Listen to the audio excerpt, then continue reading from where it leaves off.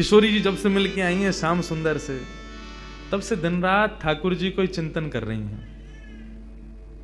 बंधुओं देखो, वैसे तो ये परमात्मा है, वैसे तो ये परम ब्रह्म है, इनको सब पता है कि कौन क्या है क्या नहीं है, लेकिन जब ठाकुर जी लीला करने आए हैं तो पूर्ण लीला में ही रहते हैं। उस समय ये भाव नहीं है कि किशोरी जी क्यों याद कर रही हैं ठाकुर जी को, वे तो भगवान है, वे तो जानती हैं कि कौन श्याम सुंदर कैसे क्या, तो फिर ये क्या है। अरे भाई, जब ठाकुर जी लीला में पधारते हैं तो पूर्ण लीला के होके आते हैं। श्रीनाथ जी अपने मंदिर में विराज रहे थे, गुसाई जी सेवा कर रहे थे, इतने में ही एक बिल्ली घुस गई भीतर। तो बिल्ली देख करके श्रीनाथ जी को भगाओ भगाओ भगाओ। गुसाई जी बोले, आप परम ब्रह्म परमात्मा, पूरे विश्व के जगदाधार, पूरे विश्व को बनाते हो, या बिल्ली से डर रहे हो? श्रीनाथ जी बोले, सुनो, निकलो मंदिर से बाहर। क्यों? या तो तुम जाओ या मुंह जान दो। गुसाई जी बोले, अरे जय जय, कहा अपराध है, आप इतने नाराज क्यों है? तुम मुंह को लाला मानो ना। बोला, हाँ लाला मानो। तो लाला मानोगे तो लाला को बिल्ली तो डर लगेगा, लाला को कू करते डर लगेगा। तुम पर ब्रह्म मानोगे तो फिर मेरे सामने साधारण मैया को भाव मत दिखाइयो। फिर तुम साधारण ही बन के आओ। जब पर ब्रह्म मानने हो तो पर ब्रह्म मानोगे तो पर ब्रह्म जैसी सेवा करो मेरी। लेकिन तुमने मुंह को लाला मानो है, तो लाला को तो चींटी तो डर लगेगा, छिपकली तो डर लगेगा, बिल्ली तो डर लगेगा। तुम्हारी सेवा में अभी न्यूनता है, लेकिन मेरे भाव में न्यूनता ना है। मैं वो लाला बन की सेवा करवा रहा हूं, लेकिन तुम्हारे मन में आ रहा हो कि तो पर ब्रह्म है, इनको बिल्ली से डर कैसे? तो हे मोहे नाते अनेक मानिए जो भावे। आप किशोरी जी के प्रति, श्याम सुंदर के प्रति जो भाव रखो। कल मुझको इतना बढ़िया लगो, रात में आए तो मैया को परिचय सबका, ये हमारी कीर्ति मैया हैं, ये राधा रानी के भैया हैं, ये राधा रानी की बुआ हैं, ये चाचा हैं, ताऊ हैं, ये उनके भतीजा हैं, ये सब हैं। ये भाव सच में ये विशेष है। और एक बार को एक बात बोलूं, आपने केवल कहने को किशोरी जी से कही कि मैं आपको चाचा हूं। आप एक बार को कभी है सके अपने कर्तव्य को भूल जाओ, लेकिन किशोरी जी नहीं भूलेंगी। तुमने कही है कि तुम मेरे चाचा हो, तो चाचा वारो कर्तव्य निभाओ। ठाकुर जी की भक्ति में 3 चीज बहुत जरूरी, विश्वास, दूसरा संबंध, और तीसरा समर्पण।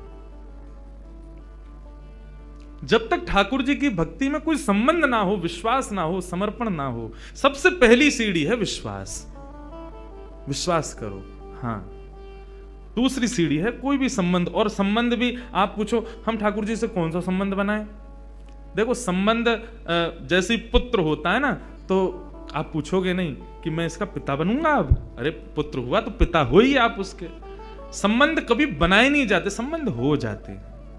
ठाकुर जी को देख के जो भाव प्रकट हो वही ठाकुर जी को मान लो। और कई लोग ऐसे कहते हैं हमारा कोई भाव ही प्रकट नहीं होता, तो अभी कथा सुनो, सत्संग करो, संतों का संग करो। अभी तो तुम स्कूल में प्रवेश करने लायक ही नहीं हुए हो, तो फिर ठाकुर जी संबंध कैसे बनाओगे? पहले अपनी संगत सुधारो, अपनी रंगत सुधारो, अपना सब कुछ सुधारो। जिस दिन ठाकुर जी को देख के कोई भाव आ जाए, उस दिन समझना अब मैं योग्य हो गया ठाकुर जी संबंध बनाने के। उस दिन उसी भाव से ठाकुर जी से, किशोरी जी से संबंध भाव रख लो।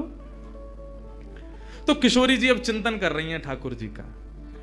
श्याम सुंदर के नेत्र, श्याम सुंदर के कपोल, श्याम सुंदर की मुख मुस्कनियां, श्याम सुंदर को सर्वांगीण अंग वाको चिंतन चल रहा है किशोरी जी के चिंतन में।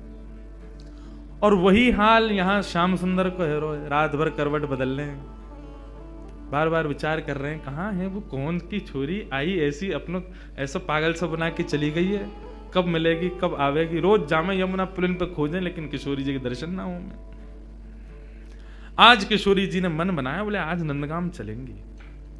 समस्त गोप ग्वाली जितने भी किशोरी जी की सखी सहचरी हैं, सबसे किशोरी जी बोली आज नंदगाम चलेंगे। अरे नंदगाम बहुत दूर है, और तू ना जाने मां कौन रे, चलिया माखन चोर मरकट बंधु। हमने सुनिए टेढ़ी टेढ़ी सी चाल चले और सबन को अपना दीवानो बना ले, सबन को अपने चंगुल में फंसा ले, ऐसी मीठी मीठी बात करे। वामे ते एक व्यसन निकले, वह व्यसन को कोई एक बार चख ले तो वह व्यसन के बिना रह ना पावे। किशोरी तो जो कहेगी सो करेंगे, लेकिन नंदगाम ना जाएंगे। अच्छा चल नंदगाम ना जाएंगे, नेक दूर तक चल रहे हैं। और करते करते किशोरी जी के मन में बार बार भाव, जानो तो नंदगाम है। एक एक करके सखियां सब छोड़ती जा रही हैं। अरे मेरी तो सास बुलाई रही होगी, मेरे घर में बालक रो रहे होगो, आदि आदि करके सब सहचरियां वहां से चली गई। अकेली किशोरी जी पहुंच गई नंदगांव। जैसे ही नंदगांव पहुंची, नंदगांव पहुंच करके किशोरी जी सबसे पूछें, कुंवर कान्हा कहाँ रहे? कुंवर कान्हा को घर कहाँ है? इतने में एक बूढ़ी सी अम्मा आई और वहां ने आकर के जैसे किशोरी जी की मुख की कांति और सौंदर्य को देखो, अरे लाली कहा भयो, कौन को खोज रही है? मैं कुंवर कन्हई को खोज रही हूँ, वो कहाँ है? बोले तो ना पता घर कहाँ है? बोले ना पता, आजा मैं लेके चलूं। सो बूढ़ी सी अम्मा को हाथ पकड़ करके किशोरी जी जा रही हैं, गोकुल में भ्रमण करती भाई। इतने में बोली, देख अब लाली आते आगे हम ना जा सके, राजा को घर है, वो सामने जो भवन है वो वही में रहे कुंवर कन्हई, चली जा। यहां भीतर ठाकुर जी बैठे यशोदा मैया के पास और क्या कह रहे हैं? मैया ने हाथ पांव पकड़ ली, बोले लाला तेरी बहुत शिकायत हमें, अब तो अपने गोकुल तक का सब जगह तो शिकायत आ रही है, तू इतनी चोरी करे या चोरी है छोड़ दे। ठाकुर जी कह रहे छोड़ दूंगा, लेकिन बदले में मुंह को कहा देगी, जो तू कहेगो सो दूंगी। सो खाऊं पर घर ना जाऊं मैया, अब ना करूंगो चोरी, पर सांची कह कब लावेगी मुंह को तू दुल्हन गोरी। अच्छा दुल्हन चाहिए तो? बोले हाँ मैया दुल्हन चाहिए। कायते कहीं बहू? बोले बहू बातें कहीं जो भोजन करावे, रात में सुवा दे, सवेरे उठाए दे, इन सब सेवा न करे, जो सेवा मेरी तू करे वही सेवा मेरी बहू करेगी। ऐसी बहू लिया मुंह को। लेकिन भैया मेरी पहले ही सुन ले, मैं जैसी चाहूं वैसी बहू लियो मुंह को। कैसी बहू चाहिए? भोरी सी होए सुभग छोटी, भोरी सी लियो, ज्यादा तेज तर्रार भरमू मत लेके आइयो, क्यों मौत तोते दूर कर देगी, फिर तेरा घर बनवा देगी यमुना के पुलेन पे, तू और बाबा वहीं रही हो, मैं और बहू यहां करेंगे।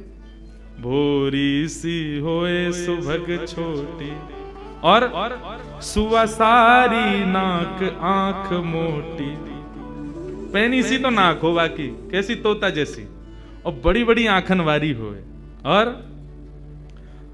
तोते दिखाए मुख घूंघट में, मुस्काए जाए थोड़ी थोड़ी। जैसे तू के सामने आ जाया करे सोई घूंघट कर ले, और घूंघट में थी नेक नेक मुस्का जाए करे, ऐसी बहू लिया मैया मुंह को। मैया बैठी बैठी कन्हैया की बात ने सुन रही है। बोले ज्यों ज्यों बड़ो है तो जा रहा, त्यों त्यों तेरे भीतर जन कहा प्रकट है तो जा रहा। कहाँ तिला आवे इन सब बातन ने? बड़ी आंख वारी चाहिए, पैनी नाक वारी चाहिए, भोरी सी चाहिए, ऐसी चाहिए, कौन सिखावे तो को? मैया देख तू बात मत बदल, बता चोरी छोड़ू कि नहीं छोड़ू? हाँ लालवाए तो छोड़ दे, तो मेरी बात मान ले फिर। और मैया सुन, मैया एक बात तो समझाऊं, जब ब्याह करवे जाऊंगा ना, बलदाऊ संग न ले जाऊं, बलराम में ना लेके जाऊंगा। मैया बोली क्यों ना लेके जाएगा? मैं कह रहा हूं वो गोरो है, कहीं बहू को मन लास्ट में बदल गो तो बाकी माला पहना दई तो, या हमारे बलराम में ना लेके जाऊंगा। मैया एक बात तो समझाऊं, बलदाऊ संग न ले जाऊं, बाबा ते कह के मगवाए दे, चढ़वे को सुंदर घोड़ी। अब ही घोड़ी मगवा मुकू, अब ही ब्याह करवे जाऊंगा मैया। मैया बोली लाला ये सब चले तेरे मन में, यही सब करे तू बाहर वन में जाके, ते मधुमंगल श्रीदामा आगे दिन ते यही सब सीख के आवे तू। बंधुओं देखो ये सब चर्चाएं हैं ना, आज देखो यहाँ ज्ञान भक्ति वैराग्य सब बाहर खड़े हैं, यहाँ केवल प्रेम चल रहा भीतर। यहाँ पर श्याम सुंदर और किशोरी जी के वही चर्चा जो हम ब्रजवासियों को बहुत प्रिय है, जो हम कोई के आगे ना बोले वो बातें हैं, क्योंकि सब जगह अधिकारी नहीं मिलते ऐसे, यहां मिले हैं तो सुन लो। मैया अभी घोड़ी मंगवा दे, तू तो बाबा ते अभी कह दे मेरे काजी को घोड़ी ले आवेंगे। और मैया मेरी एक बात और सुन ले, मैया एक बात मेरी और सुन ले। कहा गोपिन पे मंगल गबवाए दे, गोपिन ने बुलाए कि अभी तो मंगल गान शुरू करवा दे तू तो घर में, और मोय गोरो दुल्हा बनाए दीजो, ऐसा श्रृंगार कर दियो मेरो कि मैं गोरो है जाऊं। मोय गोरो दुल्हा बनाए दीजो, कहूं हंसे ना वहां की छोरी। मैया मेरो ब्याह करा दे। इतने में ही बाहर से किशोर जी, अरे कुंवर कन्हैया, कुंवर कन्हैया, जैसे ही किशोरी जी बाहर से पुकारन लगी, श्याम सुंदर बोले मैया, मुझे लगा बहू आ गई दिख है, ये तो स्वर कहीं सुनो दिखो मैंने। ठाकुर जी दौड़ करके बाहर गए तो सामने किशोरी जी खड़ी हैं। आहा, किशोरी जी को जैसे ही देखो, जैसा रूप भीतर वर्णन कर रहे, जाके काजे कर रहे, वही आ गई। वारे विधाता, तेने कैसी सुनी मेरी? मैं तो मैया ते अभी कह रहे और वही है गया सामने।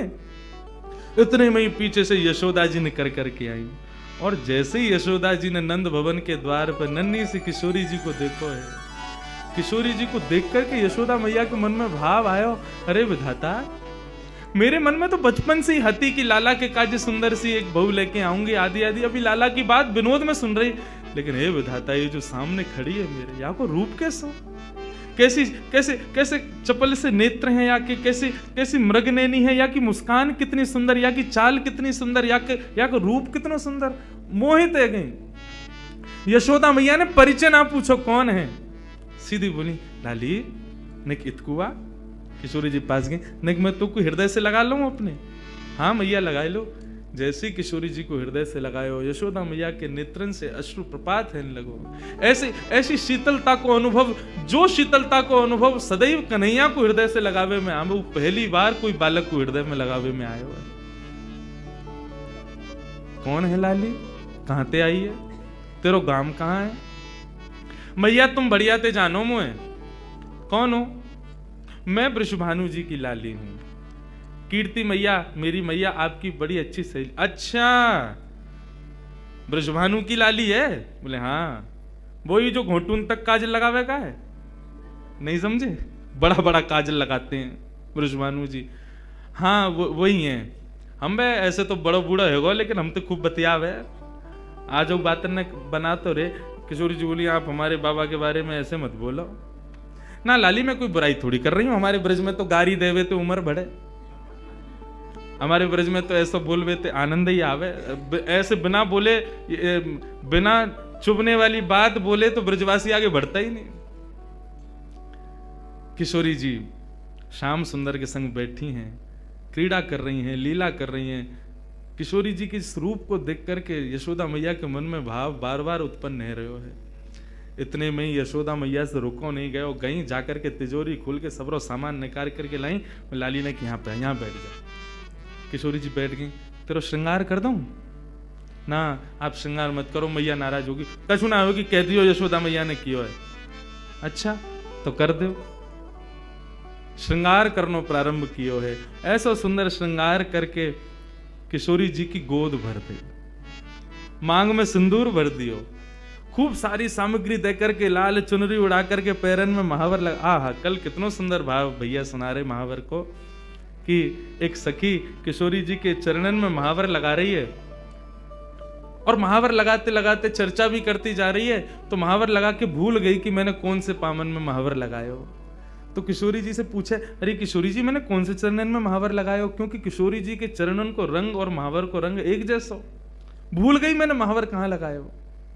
तब किशोरी जी अपने पाम को उठा के, और जो पाम भारी होवे, बाकी कहीं या में लग गयो, ये हल्को है, या में ना लगो, मतलब इतनी कोमल कि महावर के वजन से वो किशोरी जी के चरण भारी है रहे। कैसा सुंदर भाव। किशोरी जी के महावर लगाए और सब कछु देख के गोद भर दई, और कही लाली अब जा। कोई कछु पूछे ना, कह दियो यशोदा जी ने कियो श्रृंगार, कोई कछु ना के गो तोते। नन्ही सी किशोरी जी अपने हाथ में सब सामग्री लेकर के और ऐसे ऐसे चल चल के ठुमक ठुमक करके घूम रही हैं। आहा, यशोदा मैया तो आनंदित है गई हैं, इतना सुख मिल रहा है। छोटी सी किशोरी मेरे अंगना में डोल रे, छोटी किशोरी मेरे अंगना में डोले रे, छोटी सी किशोरी। मैंने वासों पूछी लाली कौन गाम की छोरी रे, मैंने वास पूछी लाली कौन गाम की छोरी रे। हंस हंस के बताए मैं तो बरसाने की छोरी रे, हंस हंस के बतावे वो तो बरसाने की छोरी रे। छोटी सी किशोरी मेरे अंगना में डोल रे, छोटी सी किशोरी मेरे नन्ही सी किशोरी जी खूब सारी सामग्री को अपने गोद में भर के और कन्हैया को इशारा करके वहां से चली गई, मिल के चली गई और बोली अब तुम आई हो हमारे यहाँ। ठाकुर जी बोले आऊंगो, ऐसे ही आऊंगा मैं भी, अब तुमने आई हो तो मैं भी आऊंगा, अब चाहो। अब वहाँ कीर्ति जी पूरे बरसाने में खोज रही है, मेरी लाली कहाँ चली गई, छोटी सी लाली भोरी सी है, कोई बहका के ले गए हो बाकू। सब जगह खोजें लेकिन कहीं दिखे नहीं। इतने में ही देखो नंद भवन के मार्ग से और किशोरी जी तो महाराज वैसी सुंदर और इतनो सुंदर श्रृंगार यशोदा मैया ने कियो, पत्रावली को श्रृंगार कियो है किशोरी जी के, सुंदर सुंदर पत्रावली बना करके किशोरी जी को श्रृंगार कियो। जैसे ही किशोरी जी आई कीर्ति दौड़ करके गई, हृदय से लगायो, लाली तू कहां गई, मैं कब तक खोज रही, और ये का भयो, ये तेरी मांग कौन ने भर दी, और ये तेरे होटन पे लाली मां कौन ने रच दी, पामन में महावर, ये पाजेब, कौंधनी, गले में हार, इतना सामान ये सब कौन ने कियो। मैया मैं गई नंदगाम, वहां पे यशोदा मैया ने मेरा श्रृंगार कर दिया। कीर्ति मैया श्रृंगार देख के समझ गई, बोले कि यशोदा जी ने गोद भर दी मेरी लाली की। चिंता है गई कीर्ति जी को। बरसाने की एक सखी पूर्णमासी बुलवायो, सबसे बूढ़ी बड़ी वही है, वही ब्याह कराती डोले नंदगाम बरसाने में। पूर्णमासी आई, पूर्णमासी से कीर्ति मैया बोली, मैया देखियो मेरी लाली को कैसा श्रृंगार कर दियो, कहा का सामान दे दियो, या सबको मतलब कहा समझू मैं। बोले अरे या को मतलब सीधो सीधो है, कहा बोले वो अपने लाला को तेरी लाली ते ब्याह करनो चाह में, और का मतलब या को गोद भराई कर दी तेरी लाली की। हम बे वह छोरा तो करूंगी मैं अपनी लाली को ब्याह, कारो कलूटो माखन चोरी करतो डोले सब जगह, और गोपीन के पीछे डोले, टेढ़ी सी चाल चले, टेढ़ो से मुकुट पहने, वह के बारे में खूब सुनो मैंने, कारो सो बातें तो ना करूंगी मैं। मेरी लाली तो देखियो कैसी दूध जैसी गोरी, और वह कार्य के संग खड़ी होगी, कोई अच्छा लगे। पूर्णमासी बोली देख रूप रंग तो सबके अलग अलग रहे, ऐसा तो है ना जैसी तेरी लाली है वैसे ही आपको वर मिलेगो, जैसी गोरी ये वैसे ही आपको मिलेगो। अरे चंद्रमा की शोभा भी तब होवे जब काली निशा छा जाए, बाकी बिना चंद्रमा कैसे दिखेगो। भले ही तेरी लाली को वहां से ब्याह होगो, बगल में खड़ो होगो, देखेंगे तो सब तेरी लाली कोई तो को कहा पड़ी है वहां में। और रही बात चोरी की, तू कह रही है चोरी कर तो डोले, चोरी करे यूं करे, कौन चोरी ना कर रहा दुनिया में। जगत में जो देखे सब चोर, दुनिया में सब चोर हैं, कौन चोरी ना कर रहा है। आप जितने बैठे हो सब चोरी कर रहे हो, यहां बैठ के क्या कर रहे हो, ठाकुर जी के सुंदर अंतरंग लीला को यहां सुन रहे हो, ये चोरी नहीं है तो क्या है, ये चोरी है रही है। वह कन्हैया के पीछे पड़े हुए हैं सब, लेकिन दुनिया में चोर कौन नहीं है। सूरदास जी वर्णन कर रहे हैं, राज्य के चोर हैं राजा रानी, शहर चोर व्यापारी, और 5 चोर सबके उर्माही, कौन पुरुष कौन नारी। 5 चोर हैं हमारे भीतर, कौन कौन से, कौन कौन से, काम क्रोध लोभ मोह ईर्ष्या, या फिर ऐसा कहते हैं ये जो पंच ज्ञानेंद्रिय पंच कर्मेंद्रिय, ये सब हमारी चोर हैं, सब चोरी कर रहे हैं। चोरी से बच कौन रहा है। ब्रह्मा चोर आए वृंदावन, बालक बच्च चुराए। ब्रह्मा ने पूरी सृष्टि बनाई, बहुत चोरी करके गए हो, कन्हैया के नेक नेक से ग्वाल बाल और बछड़ा ने चोरी करके ले गए। और इंद्र चोर पृथु के हाय, बहु पाखंड बनाए। पृथु महाराज जब अपनी श्रीमद् भागवत में कथा आती है, पृथु महाराज अश्वमेध यज्ञ कर रहे थे। 100 अश्वमेध यज्ञ होने में 99 पे ही अधूरा रह जाता था। क्यों? 100वां घोड़ा जो होता था इंद्र चोरी करके भाग जाता था। इंद्र ने चोरी करी। शंकर चोर हरत बहु अवगुण, शिव शिव जोई पुकारे। जो भी शिव शिव गावे, शंकर वाके सबरे अवगुणन को हरण कर ले तो वो चोर है। संत चोर हरि हृदय चुराए, जो त्रिभुवन विस्तारे। ये जितने भी संत महात्मा बैठे हैं, कथावाचक बैठे हैं, ये सबरे चोर हैं। क्यों? त्रिभुवन नाथ स्वामी के कथा गुणान वानन को गान कर करके लोगन के चित्त को चुरा ले, ये सबरे चोर हैं। सब मिल चोर, सब मिल चोरी करी श्याम की, जो जा से बन आए। ये पूरा संसार श्याम को है। और यहाँ पे हम जो कुछ भी अपने स्वार्थ के लिए ले रहे हैं वो चोरी नहीं है तो क्या है? कन्हैया की सब पूरे सृष्टि की चोरी हम लोग कर रहे हैं। सूरदास सट कहाँ लगी वर्णो, माखन चोर कन्हैया। पूरा विश्व चोर है, लेकिन पूरे पीछे कौन के पड़े? माखन चोर। माखन की चोरी करे वाले वह कन्हैया के, माने माखन चोरी करिए और यो त्यों वही के पीछे पड़े रहे। कौन चोर ना है संसार में? सब चोर हैं। बोले अच्छा पूर्णमासी एक बात बताओ, आपको मन कहा करना चाहिए? बोले मेरो मन तो जादनाथ वृषभानु नंदनी भई है ना, वही दिना से है कि नंद नंदन ही आके काजे है। ये दोनों दैवी कोई शक्ति हमारी या ब्रजमंडल में आई है, इन दोनों को ब्याह कर दो तो ब्रज की सदा सर्वदा रक्षा करेंगे ये दोनों मिलके। मेरो मन तो यही के। कीर्ति बोली तो फिर एक काम करो, एक बार आप चुपके थे कैसे कन्हैया को ले आओ बरसाने, हम एक बार वाकू देख लेंगी। नहीं हमारे मन को संशय होगा कछु तो दूर रह जाएगा। एक बार वाको रूप रंग सब देख लेंगी। हमने बहुत सुनी टेढ़ी चाल चले, हमें यूं देखना कोई लचक तो ना वाक कमर में। एक बार तुम लेके आओ वाकू, वो टेढ़ो जानबूझ के चले कि कोई वाकई कोई शरीर में कोई दिक्कत है। और कारो कारो कारो सब कहें तो फिर ये सबरी गोपी काय को पागल बनी रहे वाके पीछे। वैसी सबरी कहेंगी कारो और वैसे यूं कहेंगी आज कन्हैया ने हमारे घर चोरी ना करी, हमारे घर ना आवे, हम ते प्रेम ना है। ऐसो कारो कैसे कि सबन के चित्तन ने चुरावे। हे पूर्णमासी तुम ही लेके आओ बाकू। पूर्णमासी बोली ठीक है जाऊं, मैं ही लेके आऊं। पूर्णमासी चल के जा रही है। नंदगाम के कुंवर कन्हैया अपने ग्वाल बालन के संग अटारी पर बैठे हैं। वहीं तो दूर ते दिख गई पूर्णमासी आ रही है। ठाकुर जी तो सब पता ही है। पूर्णमासी भी थोड़ी ने ठाकुर जी की तरह लचक लचक के ही चले। मधुमंगल बोलो अरे कौन आ रही है लचकी सी? ठाकुर जी बोले वही आ रही है, 2 साल पहले आई कही तेरे पास, तेरा ब्याह करावे काज। ओ अच्छा तो वही आ रही है। काय को आ रही भैया? बोले वही के काजे आ रही होगी, जाके काजे आवे, सबन को ब्याह ही कराती डोले। इतने में पूर्णमासी आ गई। मधुमंगल गयो, आओ आज कौन को लेके आई हो संबंध? बोले कोई को लेके आई हूं, तेरो तो ना हेरो, 2 साल ते लगी भई अब आगे ना होगा, तू तो यूं ही रहेगो, कुंवारो ही रहेगो, तो कौन ब्याह करे? ये सब ब्रज की लीलाएं हैं। ठाकुर जी से कही लाला कल बरसाने आ जाइयो, और सुन ये सबरे गोबर चोटन ने मत लेके आइयो संग में, दूसरे इनके छत्तन पे सूख रहे कंडन ने चुराते रहे। कौन ते कह रही है री? मधुमंगल श्री राम बोले तुम ते कह रही हूं लाला, कल सुंदर सो बन के आइयो हैं, वहां पे सब गोपी ग्वाल तेरो सब इंतजार करेंगे, और कल तेरी मुंह दिखाई होगी वहां पे, सुंदर सो श्रृंगार करके आइयो। और मैंने तेरी बात छेड़ दी है कीर्ति से, और बढ़िया कल वहां पे ऐसे लचक के मत आइयो, नहीं माँ की सी चाल जो चले का है, सीधो सीधो आइयो, सुंदर बन के आइयो, तेरो ब्याह है जाएगा। अब तो ठाकुर जी मनी मन विचार कर रहे हैं, बोले हमें तो केवल किशोरी जी के दर्शन करने हैं, ये कहा पूरा वहां पे बरसानो इकट्ठा होगा, सब हमसे मिलेंगे, पूछेंगे, देखेंगे, भारेंगे, जन कहा हुए को। ठाकुर जी बोले कल जावे की बजाय हम आज ही हुआ में।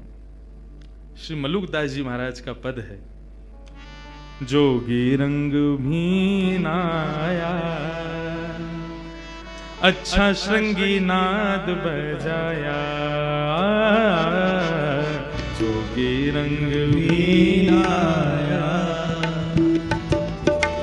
अच्छा श्रृंगी नाद बजाया। ठाकुर जी एक जोगी बन करके जा रहे हैं। पूर्णमासी बोली सुंदर से बन के आई हो, श्रृंगार करके आई हो, ऐसे आई हो, वैसे आई हो। लेकिन ठाकुर जी बोले सबके सन्मुख नहीं जाऊंगा, मैं तो एकांत में किशोरी जी के केवल दर्शन करके आऊंगा, उनसे मिल के आऊंगा, रूप बदल करके जाऊंगा। छद्म वेश धारण करके जा रहे हैं।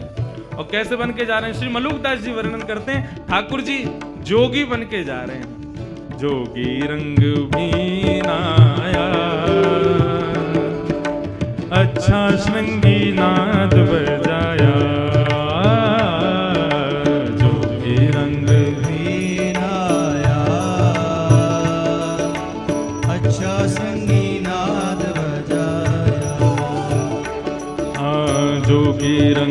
भी नाया, अच्छा श्रृंगी नाद बजाया, जोगी रंग भी नाया,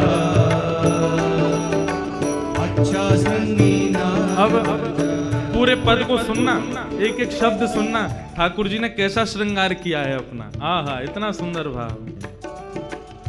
मोतिन लर अलक गंगा, मानो जटा जूट में गंगा। मोतिन लर अलक गंगा, मानो जटा जूट में गंगा। एक शंकर जी का रूप धारण किया ठाकुर जी ने, शिव स्वरूप धारण करके जा रहे हैं। एक जटा बनाई अपने घुंघराले केशन की, और वह जटा में अकौआ के पत्ता से निकरवे वारे दूध को लगा लियो, सो जटा बन गई।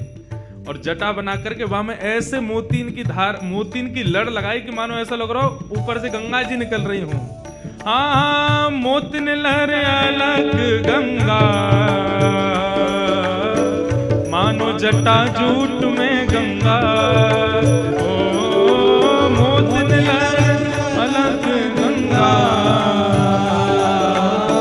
मानो जटा जूट में गंगा। हाँ, मानो जटा जूट में गंगा। ओ मानो जटा जूट में गंगा। हाँ, जोगी रंग भी नाया, ओ अच्छा श्रृंगी नाद बजाया। जोगी रंग भी नाया, अच्छा श्रृंगी नाद बजाया। ओ जोगी रंग भी नाया, अच्छा श्रृंगी नाद बजाया। जोगी रंग भी आया, अच्छा श्रृंगी नाद बजाया। मलिया गिरी चंदन ब्राजे, मलिया गिरी भस्म ब्राजे। मानो सुर डमरू बाजे। मलिया गिरी भस्म ब्राजे, मानो सुर डमरू बाजे। अब मलियागिरी चंदन होता है, भस्म कैसे हो गए? इसका भाव बताते हैं कि ठाकुर जी ने अपने सर्वांगीण अंग पे लगाई तो मलियागिरी चंदन है, लेकिन किशोरी जी से मिलने की जो उत्कंठा ज्वाला हृदय में प्रकट हो रही है, उस ज्वाला से आने वाले ज्वर से मलियागिरी चंदन जल करके भस्म बन गया है। ऐसा पूरे अंग पर मलियागिरी भस्म लगाई है ठाकुर जी ने। मानो शूल डमरू बजे, ओ मलियागिरी भस्म ब्राजे। मानो शूल डमरू बजे, मानो सुर डमरू बजे। ओ मानो सुर डमरू बजे। जोगी रंग भी नाया, अच्छा श्रृंगी नाद बजाया। ओ जोगी रंग भी नाया, अच्छा श्रृंगी नाद बजाया। बोलो नंदन नंदन भगवान की जय हो।